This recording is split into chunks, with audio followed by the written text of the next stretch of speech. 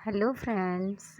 आज हम देखेंगे पर्यावरण अध्ययन के क्वेश्चन और मैथ के क्वेश्चन, है ना। कल याद कराए थे मैंने बाल विकास और संस्कृत और हिंदी, ये 3 सब्जेक्ट के क्वेश्चन करा दिए थे।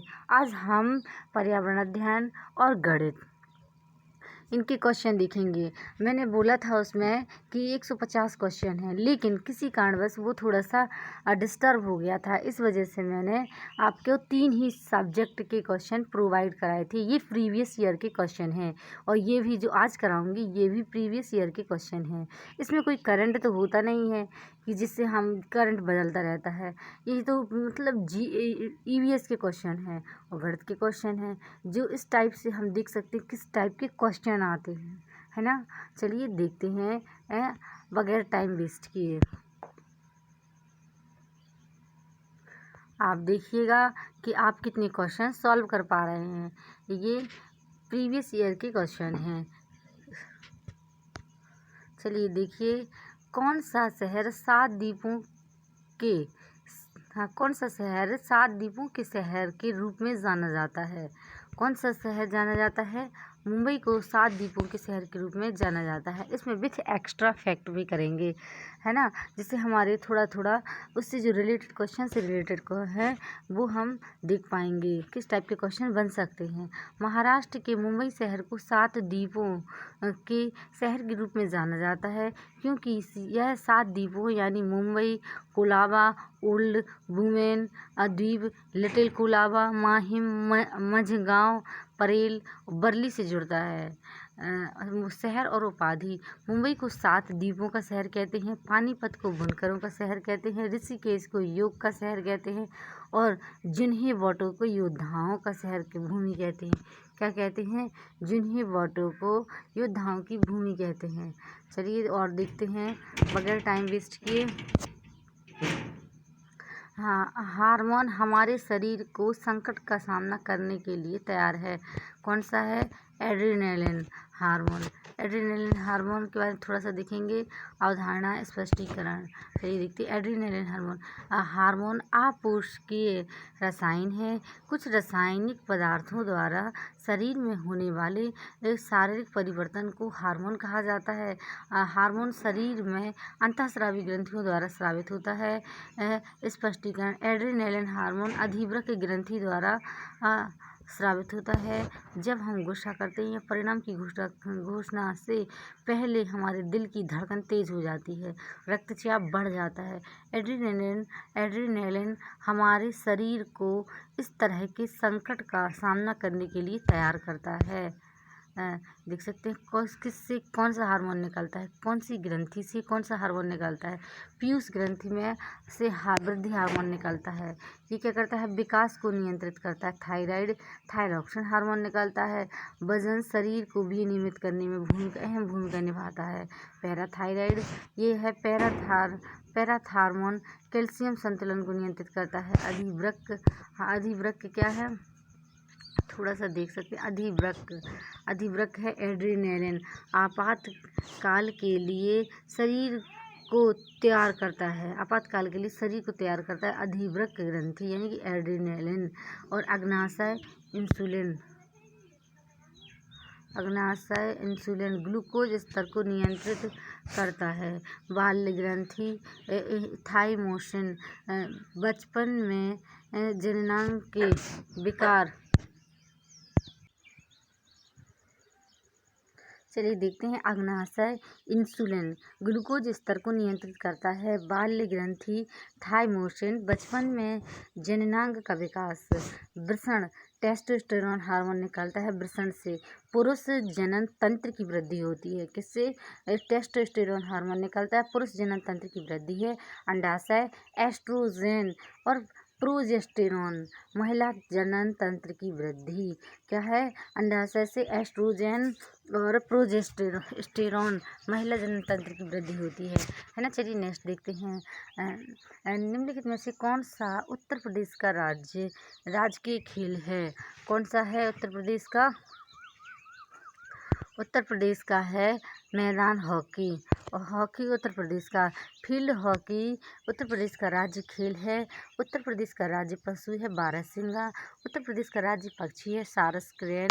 उत्तर प्रदेश का राज्य वृक्ष है अशोक और उत्तर प्रदेश का राज्य पुष्प है पलाश। चलिए नेक्स्ट देखते हैं। चिपको आंदोलन निम्नलिखित में से किस राज्य से संबंधित है? चिपको आंदोलन किससे संबंधित है? चिपको आंदोलन संबंधित है उत्तराखंड से। चिपको आंदोलन उत्तराखंड में 1970 के दशक में शुरू हुआ था। चिपको आंदोलन पेड़ों को नष्ट होने से बचाने और उनके संरक्षण के उद्देश्य से किया गया एक सामाजिक आंदोलन था। चिपको आंदोलन मुख्य रूप से लकड़हारों से पेड़ों को काटने से बचाने के लिए पेड़ों को गले लगाने के बारे में था। सुंदरलाल बहुगुणा एक पर्यावरणविद चिपको आंदोलन के संस्थापक हैं। सुंदरलाल बहुगुणा द्वारा गढ़ा गया चिपको नारा पारिस्थितिकी स्थायी अर्थव्यवस्था है। इस संवैधानिक संशोधन अधिनियम ने पंचायतों को संवैधानिक मान्यता दी। किसने दी? ये दी 73वां संविधान संशोधन अधिनियम। 73वां संविधान संशोधन अधिनियम 1992 के 73वें संवैधानिक संशोधन अधिनियम ने भारतीय संविधान में एक नई अनुसूची 11 और नया भाग 9 जोड़कर पंचायतों को संवैधानिक मान्यता दी। 1992 के 74वें संवैधानिक संशोधन अधिनियम ने क्या किया? भारतीय संविधान में एक नई अनुसूची 12 और भाग 9A जोड़कर नगर पालिकाओं का संवैधानिक मान्यता दी। चलिए नेक्स्ट देखते हैं। वगैरह टाइम वेस्ट किए है ना। हाँ, गर्म रक्त वाले जानवर ठंडे वातावरण में सक्रिय रह सकते हैं, जिसमें शीत रक्त युक्त वाले जानवर शायद ही चल सकें। इंसान शीत रक्त युक्त वाले होते हैं। कौन से होते हैं? कौन सा कथन सही है? ये है दोनों नहीं, एक कौन सा है? गर्म रक्त वाले जानवर ठंडे वातावरण में सक्रिय रहते हैं, ये सही है। हाँ, अब देखते हैं थोड़ा डिस्क्रिप्शन में देखेंगे। शरीर के आंतरिक तापमान को विनियमित करने के आधार पर जानवर को 2 भागों में बांटा गया है, शीत रक्त युक्त और गर्म रक्त। शीत रक्त वे जानवर जो आवश्यक स्तर के अनुसार अपने आंतरिक शरीर के तापमान को नियंत्रित नहीं कर सकते और बाहरी पर्यावरण के तापमान में परिवर्तन के अनुसार अपना तापमान बदलते हैं।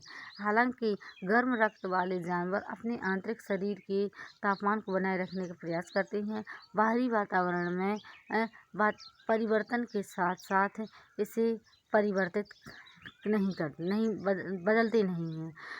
मनुष्य गर्म रक्त वाले होते हैं। हमारे शरीर का तापमान 37 डिग्री सेल्सियस होता है। 37 डिग्री सेल्सियस होता है।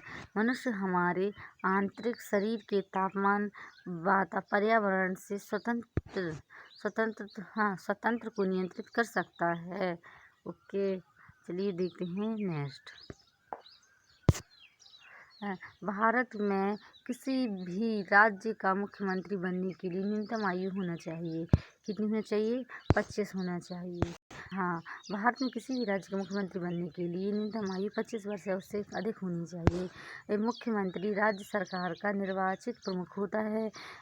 एक व्यक्ति को मुख्यमंत्री के पद के योग्य होने के लिए योग्यता के एक निश्चित समूह को पूरा करना होगा। भारत का नागरिक होना मूलभूत मानदंड है। कम से कम 25 वर्ष या उससे अधिक आयु का होना। राज्य विधानसभा का सदस्य होना चाहिए। अब आता है भारतीय संविधान का अनुच्छेद 154 राज्यपाल को राज्य की कार्यकारी शक्ति देता है। किसी राज्य के राज्यपाल को राष्ट्रपति द्वारा 5 वर्ष की अवधि के लिए नियुक्त किया जाता है और उनकी इच्छानुसार पद धारण करता है। केवल 35 वर्ष की आयु के भारतीय नागरिक ही इस इस कार्यालय में नियुक्ति के लिए पात्र हैं। चलिए नेक्स्ट देखते हैं। बगैर टाइम वेस्ट किए आपातकाल से संबंधित अनुच्छेदों में कौन सा कथन सही है? आपातकाल से संबंधित कौन सा संबंधित सही है?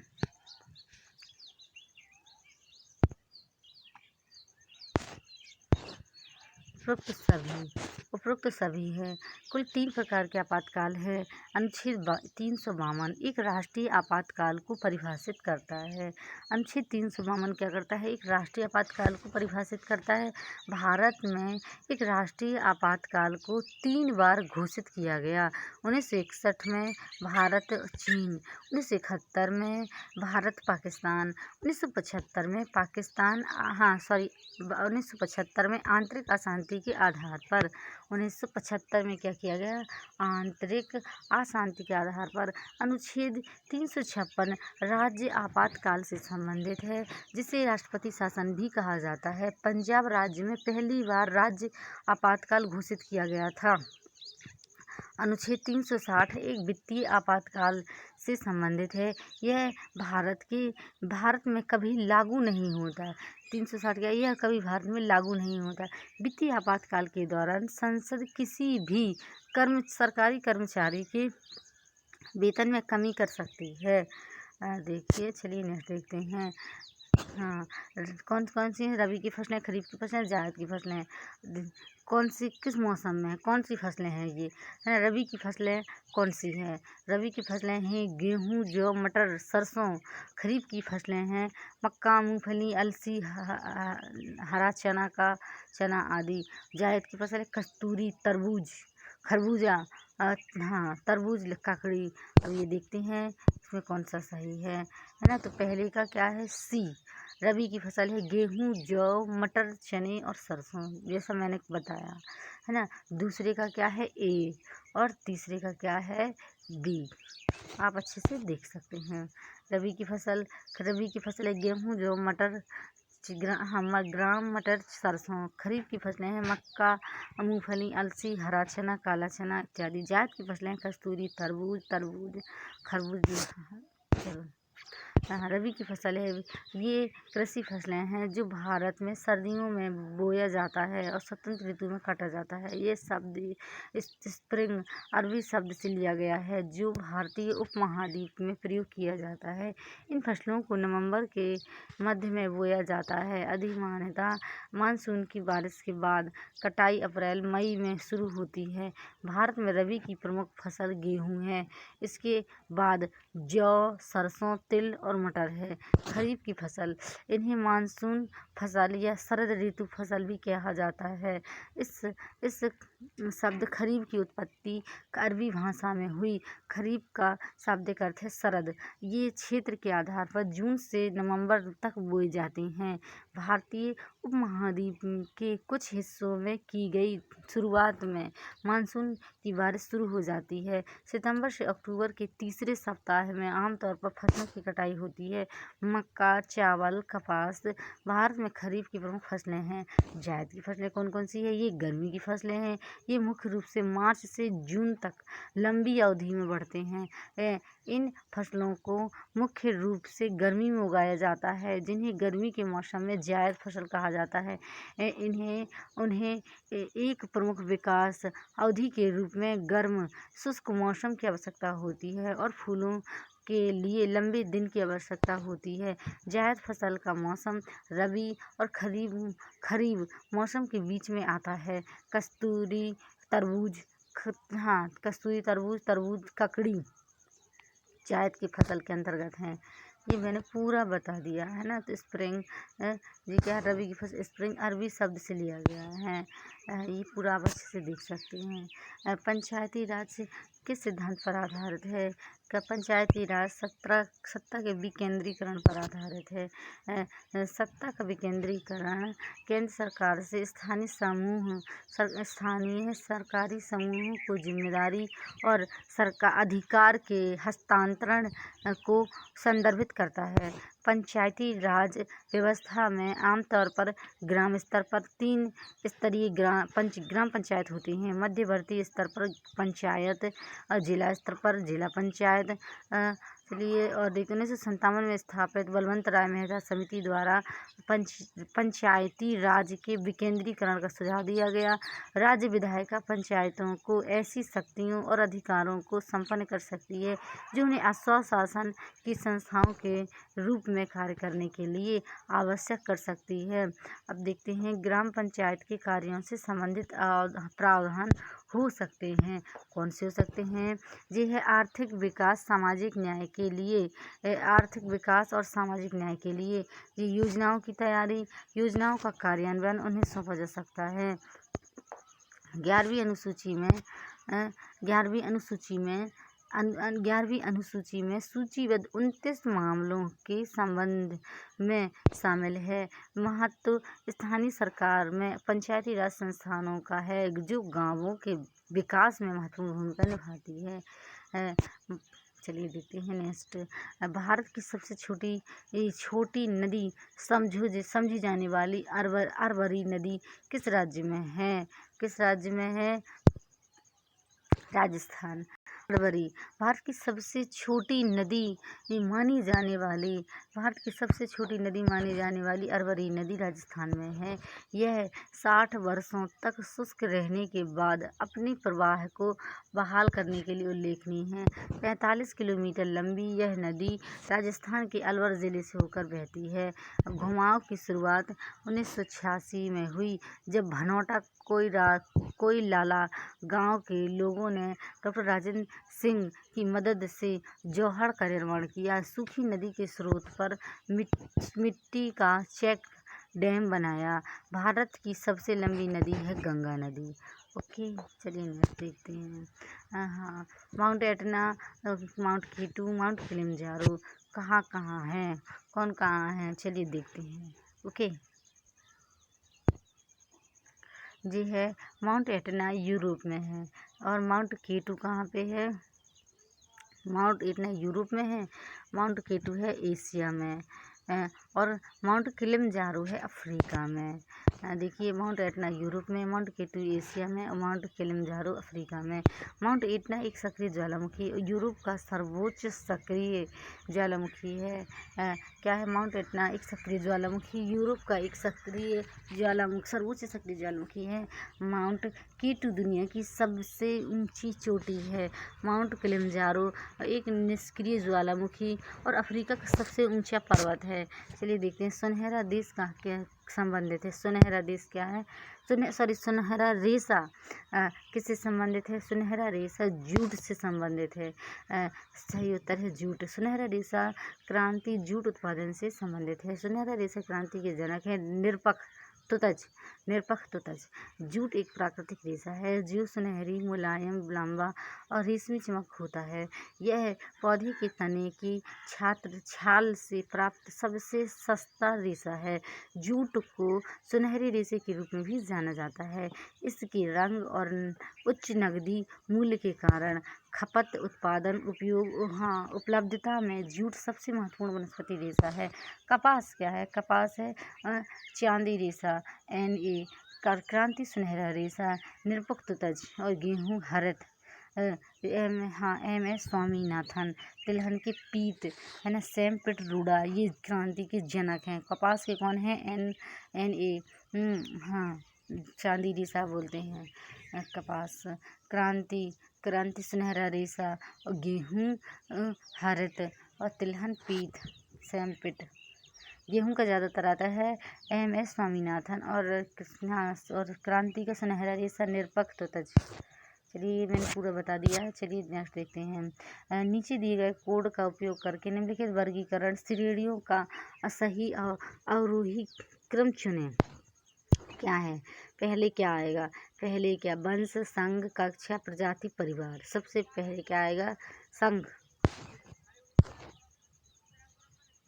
सबसे पहले आएगी क्या आएगी? प्रजाति। सबसे पहले आएगी C कक्षा, फिर आएगा B संघ, फिर आएगा E परिवार, फिर आएगा A वंश, फिर आएगा D प्रजाति, है ना। प्रजाति पहले कक्षा, फिर संघ, फिर परिवार और फिर वंश और फिर आएगी प्रजाति। है ना। सबसे पहले जाति, फिर फाइलम, वर्ग, संघ, परिवार, वंश और प्रजातियाँ। वर्ग, संघ, परिवार, वंश, प्रजाति। सबसे पहले वर्ग, ओके। हाँ, टैक्सोनॉमिक श्रेणी सबसे पहले वैज्ञानिक कॉर्लिनियस ने दी। इसलिए करदाता श्रेणी कभी कभी खोजकर्ता के नाम के बाद लीनियस पदानुक्रम के रूप में संदर्भित होती है। लीनियस ने एक प्रणाली को द्विपद नामकरण में संदर्भित किया। चलिए नेक्स्ट देखते हैं बगैर टाइम वेस्ट किए। निम्नलिखित में से कौन सा कर ग्राम पंचायतें द्वारा लगाया जाता है? कौन सा कर लगाया जाता है? स्थानीय मेलों पर कर ग्राम पंचायतें द्वारा लगाया जाता है। प्रत्येक ग्राम पंचायत अपने क्षेत्र में कर लगा सकती है। इन करों में शामिल है ग्राम पंचायत द्वारा निर्धारित दर पर सेवा कर, टोल टैक्स, गांव में या उसके आसपास आयोजित मेलों के लिए शुल्क। ये पूरा आप देख सकते हैं। पंचायती राज संस्थान 73वें संविधान संशोधन अधिनियम 1992 के साथ स्थापित हुआ। यह एक ग्रामीण स्वशासी निकाय है।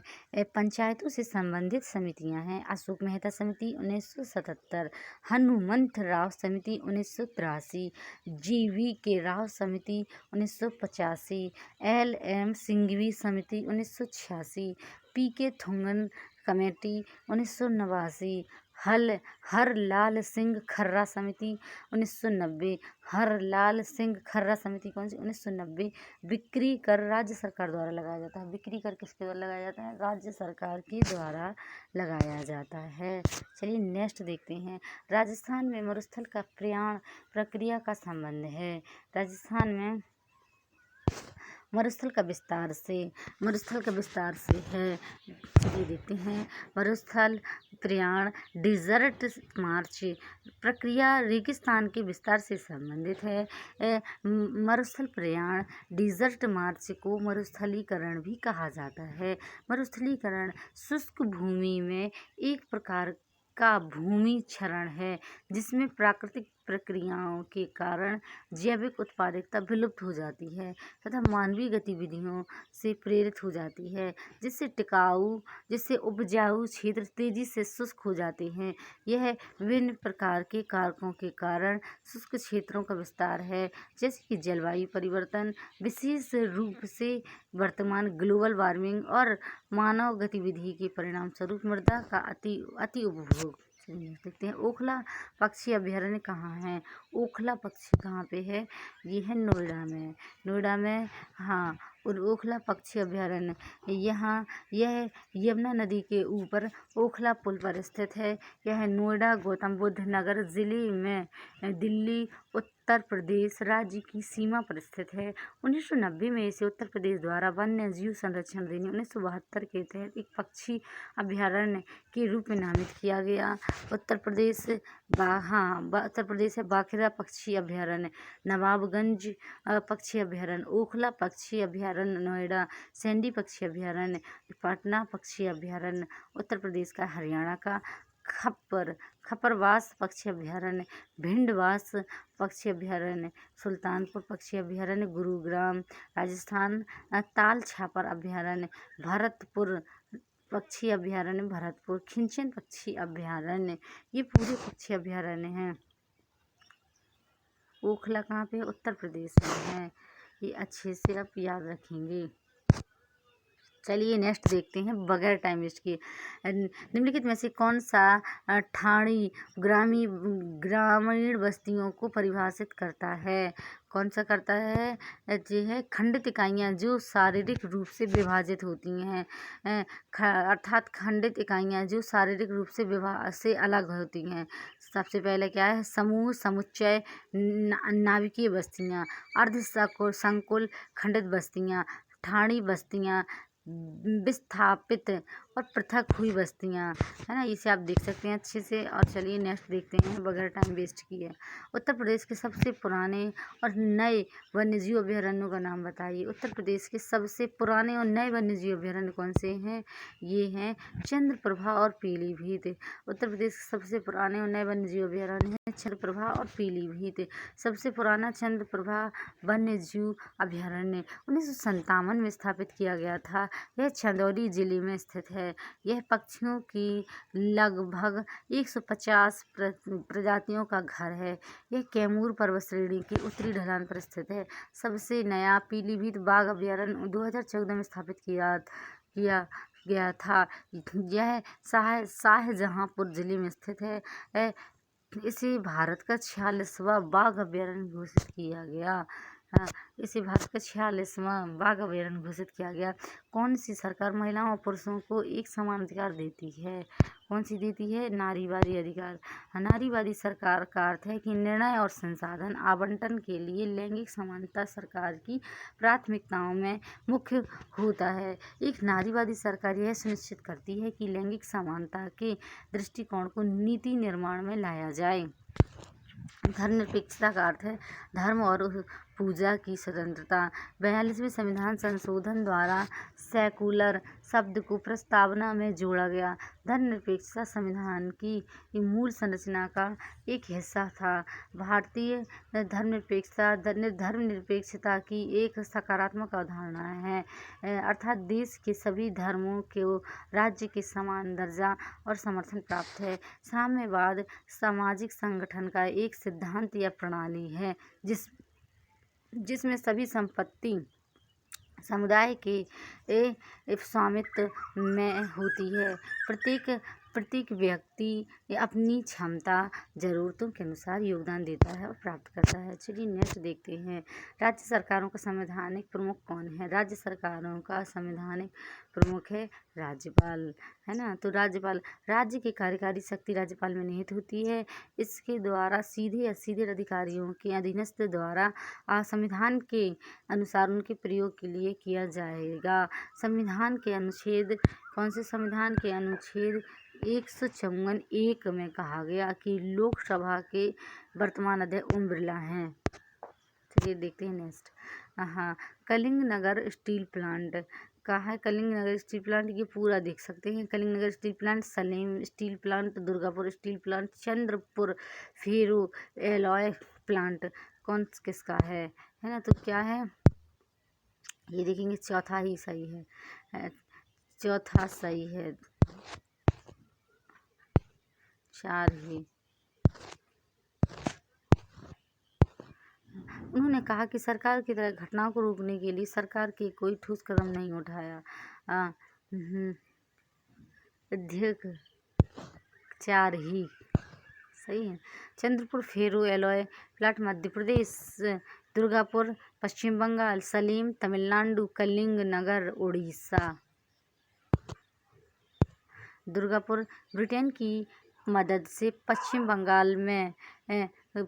बंगाल के बर्दवान जिले में स्थापित किया गया। किसकी मदद से? ब्रिटेन की मदद से। सलेम स्टील प्लांट तमिलनाडु में स्थित है और विश्व स्तरीय स्टेनलेस स्टील का उत्पादन करता है।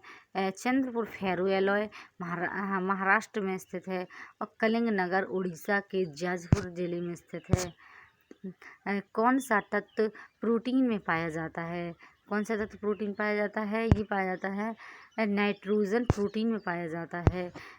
प्रोटीन एमिनो एसिड से बना होता है जिसमें नाइट्रोजन, कार्बन और हाइड्रोजन होते हैं।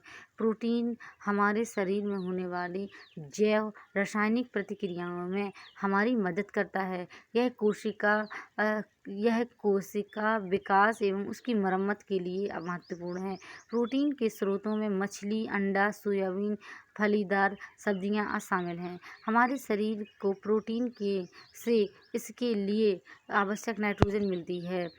प्रोटीन के कार्य हैं बॉडी बिल्डिंग, शरीर की वृद्धि और विकास, वसा कार्बोहाइड्रेट की उपस्थिति में ऊर्जा का स्रोत, कोशिका विभाजन और मरम्मत में सहायक।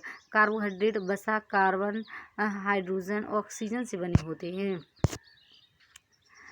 कोरल एरोल द्वीप, ज्वालामुखी द्वीप और महाद्वीपीय क्या है। अब देखते हैं पूरा द्वीप के प्रकार और उदाहरण। चलिए देखते हैं कहाँ क्या है। कोरल है लक्षद्वीप में, ज्वालामुखी बंजर द्वीप और महाद्वीप है मेडागास्कर में। चलिए उस ऊतक का नाम बताइए जो वसा को जमा करता है। क्या है जो वसा को जमा करता है? वसा। इस ऊतक को आमतौर पर वसा के रूप में जाना जाता है। यह पूरे शरीर में पाया जाता है। वसा ऊतक पूरे शरीर में विभिन्न रूपों में मौजूद है। यह त्वचा के नीचे पाया जा सकता है, जिसे चमड़े के नीचे की वसा कहा जाता है। आंतरिक अंगों के चारों ओर पैक को आंत के वसा के रूप में जाना जाता है। कुछ वसा मांसपेशियों के बीच और स्तन ऊतक और अस्थि मज्जा के भीतर पाए जाते हैं। वसा ऊतक एक केंद्रीय चयापचय अंग है जो पूरे शरीर की ऊर्जा होम्योस्टैसिस को विनियमित करने में मदद करता है। चलिए देखते भूरी वसा ऊतक को शीत प्रेरित अनुकूली थर्मोजेनेसिस के लिए लिपिड जमा करता है। सफ़ेद वसा ऊतक अन्य अंगों के लिए एक प्रमुख ऊर्जा भंडार के रूप में कार्य करता है। चलिए देखते हैं नेक्स्ट। निम्नलिखित कोशिका अंगों में से कौन सा वनस्पति कोशिका में भोजन संग्रहित करता है? कौन सा? रिक्तकाएँ भोजन संग्रहित करती हैं। रिक्तकाएँ कोशिका में भोजन को रिक्तका में संग्रहित किया जाता है। रिक्तकाएँ एकल झिल्लीदार कोशिका अंग हैं। झिल्ली को टोनोप्लांट के रूप में जाना जाता है। यह वनस्पति में आकार में बड़े होते हैं और कभी कभी आकार में छोटे होते हैं। पशु कोशिका में मौजूद नहीं होते हैं। गोल्जी का वह कोशिका अंग है जो पूरे कोशिका में फैले अणुओं को संग्रहित करता है। एक पौधे में गोल्जी काय को डिक्टायोसोम के रूप में जाना जाता है। माइटोकॉन्ड्रिया को कोशिका के पावर हाउस के रूप में भी जाना जाता है। यह कोशिका का भोजन इस कोशिका अंग में तैयार किया जाता है और केंद्रक में कोशिका की आनुवांशिक सामग्री होती है। केंद्रक में क्या होता है? आनुवांशिक सामग्री होती है। निम्नलिखित में से कौन सा लौकिक आवास का उदाहरण है? कौन सा? ये है ग्रास भूमि लौकिक आवास का उदाहरण। ग्रास भूमि एक स्थलीय निवास स्थान है क्योंकि यह पूरी तरह से भूमि पर स्थित है। नंदा देवी कहाँ पे है? उत्तराखंड जीवमंडल। नंदा देवी जीवमंडल किस राज्य में है? उत्तराखंड में स्थित है। नंदा देवी राष्ट्रीय उद्यान नंदा देवी जीवमंडल संरक्षित है। 1982 में स्थापित एक राष्ट्रीय उद्यान है जो उत्तरी भारत में उत्तराखंड राज्य में नंदा देवी 7816 मीटर के शिखर पर के आसपास स्थित है। प्राकृतिक पर्यावरण को विक्षुब्ध करने के लिए सही नहीं है। कौन सा है? प्राकृतिक पर्यावरण को विक्षुब्ध करने के लिए वन रोपण शब्द नहीं है। वन रोपण क्या है? प्राकृतिक पर्यावरण को विक्षुब्ध करने के लिए सही नहीं है। अजैविक कारकों में निम्न में से क्या शामिल है? अजैविक कारकों में निम्नलिखित में से अजैविक में है निर्जीव घटक। अजैविक में है जैविक और अजैविक पारिस्थितिकी तंत्र के दो महत्वपूर्ण कारक हैं। जैविक और अजैविक पारिस्थितिकी तंत्र के दो महत्वपूर्ण कारक हैं जिनके पास पारिस्थितिकी तंत्र को आकार देने में महत्वपूर्ण भूमिका है। इसलिए दोनों जीव और अजैव कारक सभी जीवित प्राणियों के अस्तित्व और प्रजनन प्रक्रिया को प्रभावित करते हैं। दोनों घटक एक दूसरे से संबंधित हैं। दोनों घटक कैसे हैं? एक दूसरे से संबंधित हैं। यदि घटकों या कारकों में से एक को हटा दिया जाता है या बदल दिया जाता है तो यह पूरे पारिस्थितिकी तंत्र को प्रभावित करता है। तो क्या अब हमारा ये पूरे 30 क्वेश्चन कंप्लीट हो गए हैं। अब चलिए हम नेक्स्ट देखते हैं। अब हमें गणित के क्वेश्चन देखना है। गणित के क्वेश्चन किस टाइप के आते हैं ये भी देखना है। देखिए -7/4 और 9/5 के बीच की परमीय संख्या ज्ञात कीजिए, है ना। तो ये आप देखेंगे, इसे खुद से सॉल्व करके देखिए और फिर मैं दिखाऊंगी कैसे सॉल्व किया जाता है। किन्हीं दो परमीय संख्याओं के बीच की संख्या a + b बटे 2। ए पहली परिमेय संख्या है, बी दूसरी परिमेय संख्या है। दो परिमेय संख्याओं के बीच की परिमेय संख्या है -7/4 प्लस 9/5/2 है ना। तो इसका क्या करेंगे, 4 और 5 का हम क्या कर लेंगे, लघुत्तम समावर्तक 20 होगा। इसे पूरा सॉल्व कर लेंगे और फिर हमारा 1/40 आ जाएगा, जो कि 7/4 और 9/5 के बीच की परिमेय संख्या है। ओके। हाँ, 4 रबड़, 6 पेंसिल, 7 नोटबुक की कीमत 235 रुपये है। 2 रबड़, 3 पेंसिल और 3 नोटबुक के क्रय मूल्य 125 रुपये हैं। तो 2 रबड़, 3 पेंसिल, 5 नोटबुक की लागत ज्ञात कीजिए।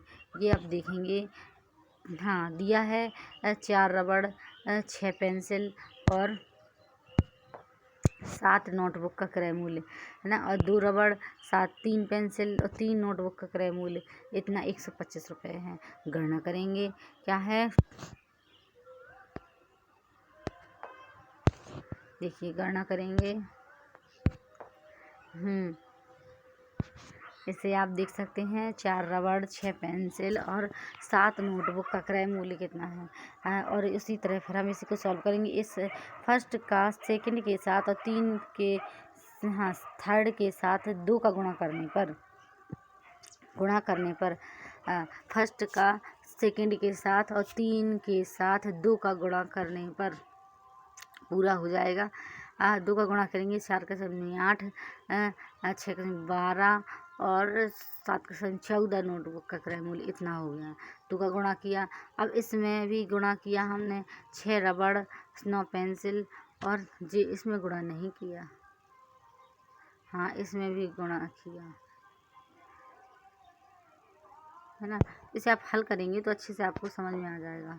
आप इसे अच्छे से हल कर सकते हैं आप। ओके। यदि एक संख्या के 4 गुना में 5 जोड़ा जाता है तो परिणामी संख्या उस संख्या की 5 गुना से कम होगा। 10 कम है, उस संख्या का 7 गुना क्या है। इसे आपने पहले अपने खुद से अपनी सेल्फ से प्रयास कीजिए कि मैं कर पा रहा हूँ या नहीं, या कर पा रही हूँ या नहीं। सॉल्व करिए, और खुद से मैथ के क्वेश्चन तो स्टूडेंट ज़्यादातर सॉल्व कर लेते हैं। मेरा पर्पस तो सिर्फ पेपर दिखाना है और ना, तो ये सॉल्यूशन देख सकते हैं। यदि एक संख्या के 4 गुना में 5 जोड़ा जाता है तो परिणामी संख्या उस संख्या के 5 गुना से 10 कम है। उस संख्या का 7 गुना क्या होगा। तो देखिए क्या है, वो माना हुआ संख्या x है। प्रश्न के अनुसार संख्या के 4 गुना में 5 जोड़ा जाता है, जी जोड़ दिया इसने है ना, और परिणामी संख्या उस संख्या के 5 गुना से 10 कम है। ये देखिए पूरा इस टाइप से इसे सॉल्व कर दिया गया है। आप इसे देख सकते हैं अच्छे से और बस फिर अपना निकाल सकते हैं। एक संख्या को 708 में से विभाजित करने पर शेषफल 73 प्राप्त होता है। उसी संख्या को 12 से विभाजित करने पर शेषफल क्या प्राप्त होगा, इसे हम देखेंगे। पहला भाजक है 708, दूसरा है 12। सीधी सी बात है, गुणा भाग कर देंगे हम। जो संख्या दी गई है शेष की बात का है, जहाँ शेषफल प्राप्त लिखा हो और विभाजित करने की बात का है, तो सीधा हम उठाएंगे 12 से 73 का भाग दे देंगे है ना। तो बस सीधा आ जाएगा 1। सर्वेक्षण में यह पाया गया कि 27.5% व्यक्तियों को चीज़ बर्गर पसंद है, 12.5% व्यक्तियों को बाइसन बर्गर पसंद है और शेष में से 1/3 भाग व्यक्तियों को टर्की बर्गर पसंद है। ज्ञात कीजिए कि कुल सर्वेक्षण कुल कितने व्यक्तियों पर किया गया था। तो ये देखिए पूरा इसे हम हल करेंगे, कैसा किसको पसंद है। तीनों की बात है तो 1/3 भाग ऐसे है ना। तो इसको देख सकते हैं हम, इनका कुल व्यक्ति चीज़ बर्गर और बाइसन बर्गर इन्हें जोड़ है ना, एडिशन कर देंगे।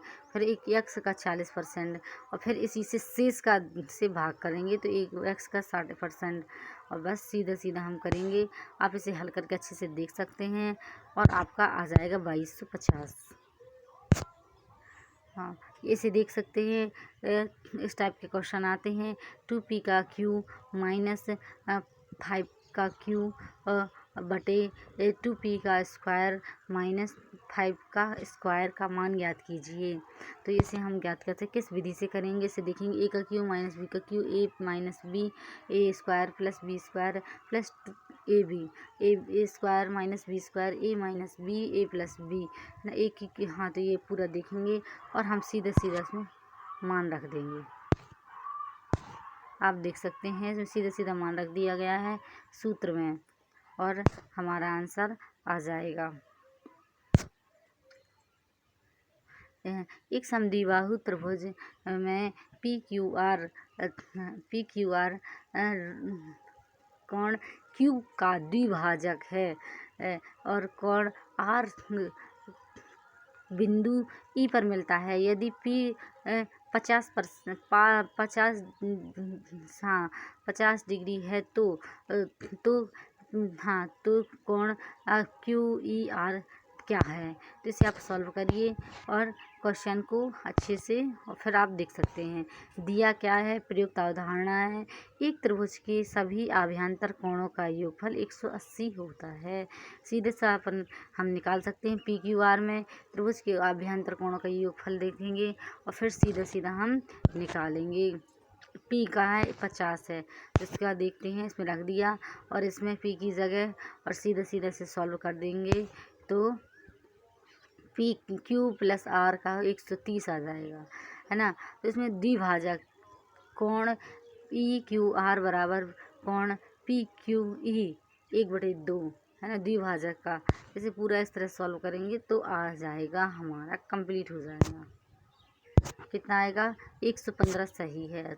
इसे हल करना पड़ेगा आपको ही, मेरा पर्पज है क्वेश्चन दिखाना। इस टाइप का क्वेश्चन आता है। 1 से 100 तक के बीच में कितनी विषम अभाज्य संख्याएं आती हैं? 1 से 100 तक के बीच में कितनी 24 विषम संख्याएं अभाज्य संख्याएं आती हैं। 1 से 100 के बीच में 24 विषम अभाज्य संख्या आती हैं। जैसे आप खुद गिनेंगे 1 से 100 के बीच में अब 3 से अभाज्य संख्या स्टार्ट होती है, तो देखेंगे 3, 5, 7, 11, 13, 17, 19, 23, 29, 31, 37, 41, 43, 47, 53, 59, 61, 67, 71, 73, 79, 83, 89 और 97 ये देख सकते हैं। ऋतु, राधा, रोशन KVS उत्पादक कंपनी में श्रमिक हैं। ऋतु एक सप्ताह में 14 घंटे कार्य करती है। राधा एक सप्ताह में 300 मिनट कार्य करती है। तो रोशन एक सप्ताह में 53,700 सेकंड कार्य करता है। वे सभी एक महीने में कुल कितने घंटे कार्य करेंगे? ये क्या है? एक महीने में 4 सप्ताह मानिए। ऋतु का कार्य 14 घंटे, राधा 300 मिनट और रोशन 53,700 सेकंड।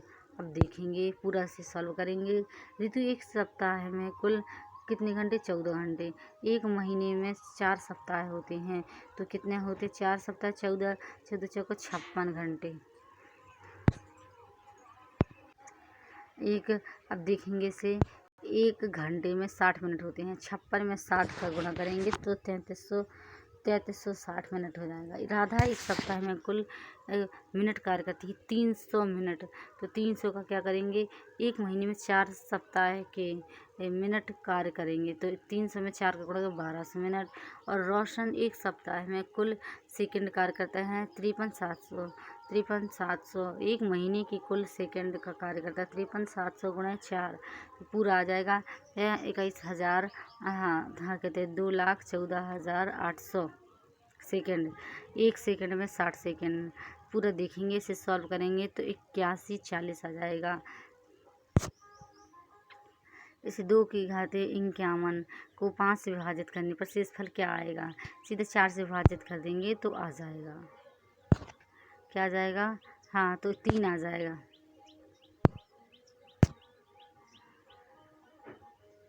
इसे देखिए, ए बी और सी डी एक दूसरे को 0 पर काटते हैं तो कोण ए ओ डी 70 और कोण बी ओ डी संपूरक कोण ज्ञात कीजिए। 70 है तो इसे देखेंगे अच्छे से। कोण A O D plus B O D 180 होता है। एक का मान रख दिया जहाँ तहाँ तो 110 आ जाएगा। फिर आ जाएगा 100 बी ओ डी का संपूरक कोण 180 से घटा देंगे तो 70 आ जाएगा, है ना। तो चलिए देखते हैं। संपूरक कोण दो कोणों को संपूरक कोण कहा जाता है जब उनके मापों का योग 180 के बराबर होता है। कोणों के रैखिक युग्म आसन्न कोणों का एक युग्म है जो एक सीधी रेखा का निर्माण करते हैं। एक नियमित सप्तभुज में कितने विकर्ण खींचे जा सकते हैं? कितने? अब ये देखेंगे सूत्र, है ना। तो विकर्णों की संख्या n(n-3/2) बस सीधे समान रख देंगे हम, है ना। तो n बराबर रख दिए 7 मान लिया और सीधे सूत्र रख दिए तो 14 आ जाएगा। एक अवलोकन का माध्य और माध्यिका क्रमशः 12-17 है तो अवलोकन का बहुलक क्या होगा? माध्य माध्यिका देखेंगे तो माध्य माध्यिका है बहुलक 3 है और माध्यिका 2 है। क्या है? हाँ 3 है और 2 है। तो कैसे निकालेंगे? बहुलक 3 माध्यिका और 2 माध्यिका, तो बहुलक 3 का इसका गुणा करेंगे, इसका 2 से गुणा करेंगे, सीधे सा आ जाएगा, अर्थात 127 सही है। घन का विकर्ण ज्ञात कीजिए। तो इसका घन का विकर्ण ज्ञात करने के लिए हम तो क्या घन का विकर्ण 15√3 सेमी है। घन का आयतन भुजा क्यू, घन का विकर्ण √3 भुजा।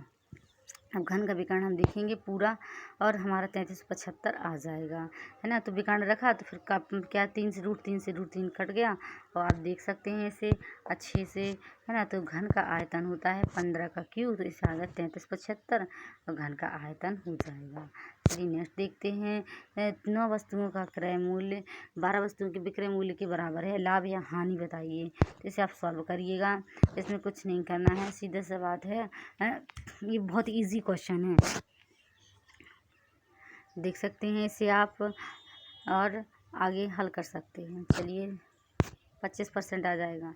एक झूठा दुकानदार अपने अपने उत्पाद को क्रय मूल्य पर बेचने का वादा करता है लेकिन उसका वजन 20% कम रखता है। वह कितना परसेंट लाभ, कितने परसेंट? 25%। उसने कम की बात कही तो ऊपर लिख देंगे 25, 20 ही लिख देंगे, फिर 20% कम कर देंगे 80 और मल्टीप्लाई 100 से कर देंगे, तो सीधा सीधा हमारा आ जाएगा। ये थोड़ा सा देखने में बड़ा लग रहा है, यदि आप करेंगे तो तुरंत आ जाएगा। तो क्या है इसका देखेंगे। यदि दो संख्याओं का योग 6 है, यदि उनका योग उनके अंतर का 3 गुना है तो बड़ी संख्या ज्ञात कीजिए। तो बड़ी संख्या ज्ञात कीजिए। तो देखेंगे क्या है, क्या बोला है इसने। दो संख्याओं का योग 6 है, x + y 6 है और उसने बोला है यदि उनका योग और उनके अंतर का 3 गुना है, उनका योग उसके अंतर का 3 गुना है तो 2y = x। सीधे से समीकरण फर्स्ट और समीकरण सेकंड से, है ना। तो मान रख देंगे हम सीधा सीधा और सारी संख्या 4 आ जाएगी। 19 इसमें तो कुछ ही नहीं है। एक व्यक्ति के पर्स में केवल 25 पैसे के सिक्के, 50 पैसे के सिक्के, यदि उसके पास कुल 50 सिक्के हैं तो 17.50 रुपये के बराबर है, तो उसके पास 25 पैसे के कितने सिक्के हैं? ये देख सकते हैं पूरा और बस सीधा सा क्या है 50 पैसे और ना 25 पैसे के सिक्के x हो गया, 50 पैसे के सिक्के y हो गया, सीधा सीधा कर देंगे और बस 25 पैसे y और बस फिर सीधा सीधा सॉल्व कर देंगे तो 30% आ जाएगा।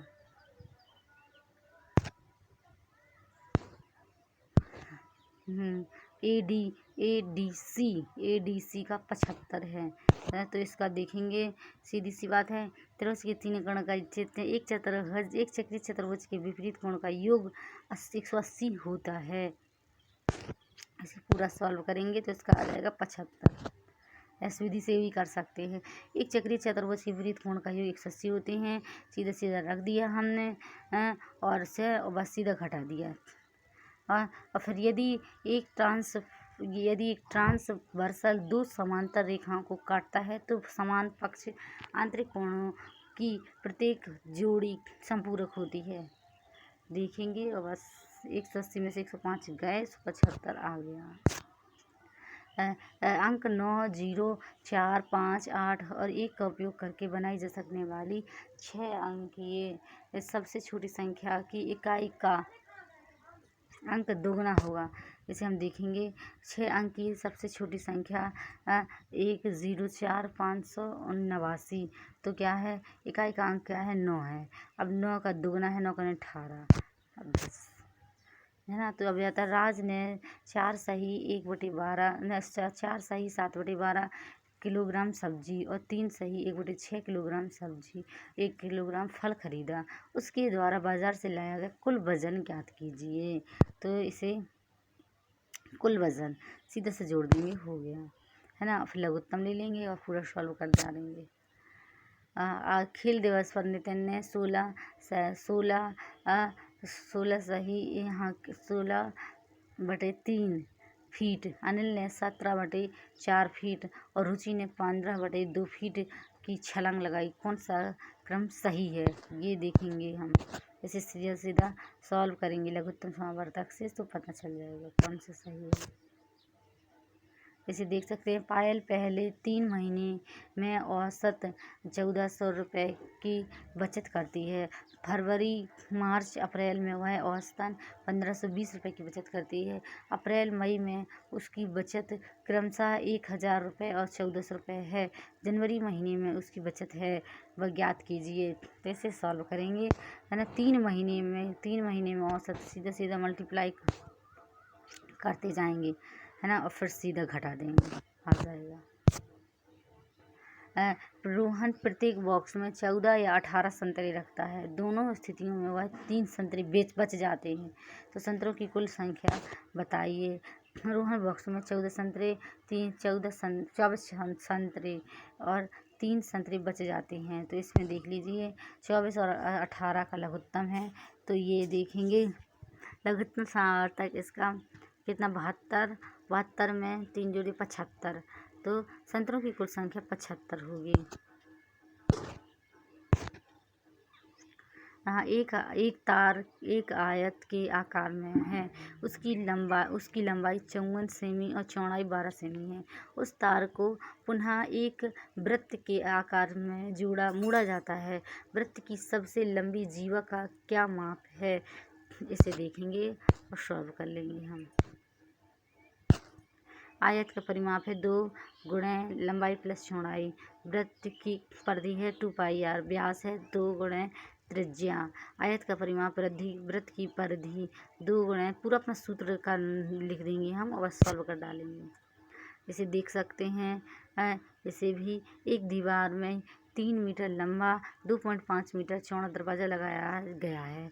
दीवार की लंबाई 9.5 मीटर और चौड़ाई 8 मीटर है। तो दीवार की रंगाई की लागत ज्ञात कीजिए, है ना। तो ये देखिए पूरा, फिर क्या करेंगे, 3 मीटर लंबा, है ना, 3 मीटर 25 से गुणा, और फिर क्या बोला इसने, दीवार की लंबाई 9.5 मीटर लंबाई हो गई और चौड़ाई, फिर लंबाई चौड़ाई, फिर गुणा कर देंगे, फिर सीधे से आयत का क्षेत्रफल लंबाई गुणा चौड़ाई और सीधा निकालेंगे। फिर दरवाजे का क्षेत्रफल, दीवार का क्षेत्रफल, और बस रंगाई किया जाने वाला क्षेत्रफल, दीवार का क्षेत्रफल, दरवाजे का, सीधा घटा देंगे और आ जाएगा। रंगाई की प्रति दीवार की लागत इससे गुणा कर देंगे तो हमारा पूरा आ जाएगा। 2019 से 2020 तक एक रेफ्रिजरेटर के क्रय मूल्य में 1800 रुपये की बढ़ोतरी होती है, जो वास्तविक मूल्य का 60% है। तो बढ़ा हुआ मूल्य ज्ञात कीजिए। देखिए बढ़ोतरी 18,000 रुपये है, परसेंट वृद्धि है, वास्तविक मूल्य का 60%। नया मूल्य है बढ़ोतरी बटे 100 गुणे 100 बटे वास्तविक मूल्य। माना वास्तविक मूल्य x रुपये है, बढ़ोतरी 60% गुणे x 3x बटे 5। पूरे से देख सकते हैं अच्छे से, फिर सॉल्व करिए और आराम से हो जाएगा। एक साधारण ब्याज पर एक राशि 4 वर्ष में 10 रुपये और 6 वर्ष में 11,000 रुपये हो जाती है। ब्याज दर याद कीजिए। मूलधन गुणे साधारण ब्याज, मूलधन गुणे समय गुणे ब्याज दर बटे 100। सीधी सी बात, निश्चित धन से मूलधन घटा देंगे, साधारण ब्याज 6 सही 1/4 प्रति वर्ष आ जाएगा। इसे देख सकते हैं और इसे पूरा सॉल्व इस तरीके से कर सकते हैं, है ना। तो देखिए 4 का गुणन था 2 गुणे 2, 6 का 2 गुणे 3। अब सीधे समान रख देंगे सो आ जाएगा। इसका वर्ग भी आ जाए भाग में आ जाएगा। इसका 2 का क्यू 3 का क्यू और गुणे 3 2 की घाते -1 और देखेंगे पूरा सॉल्व 2 की घाते 2 और 3 की घाते 3 सीधा सीधा आ जाएगा। ओके, अब हमारा ये पूरा समाप्त हो चुका है। बस हमने मैथ के और पर्यावरण के क्वेश्चंस देख लिए हैं। Okay, bye bye, take care. पढ़ते रहिए, आगे बढ़ते रहिए। यदि आप प्रीवियस ईयर के क्वेश्चन का एनालिसिस करके पढ़ते हैं तो आपको और भी अधिक आसानी होगी टेस्ट क्रॉस करने में। Bye, take care.